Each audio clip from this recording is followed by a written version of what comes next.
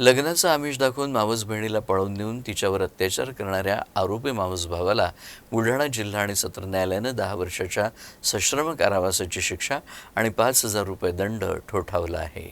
चिखली तालुक्यातील अंढेरा पोलीस ठाण्या हद्दीतील एका गावातील 16 वर्षीय मुलीला आरोपी मावस भावानं लग्नाचं आमिष दाखवून पळवून नेलं होतं.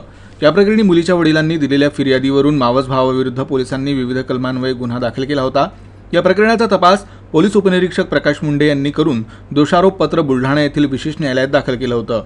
विशेष सरकारी वकील ॲडव्होकेट संतोष खत्री यांनी या प्रकरणी सरकारी पक्षाची बाजू मांडली होती.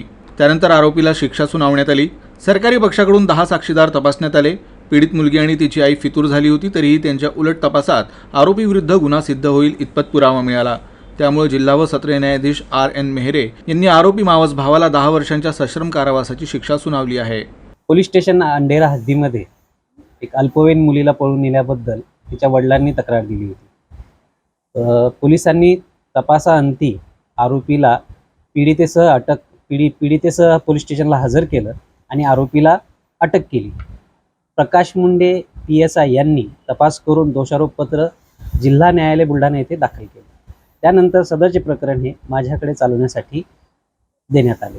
मी सदर प्रकरणामध्ये एकूण 10 साक्षीदार तपासले.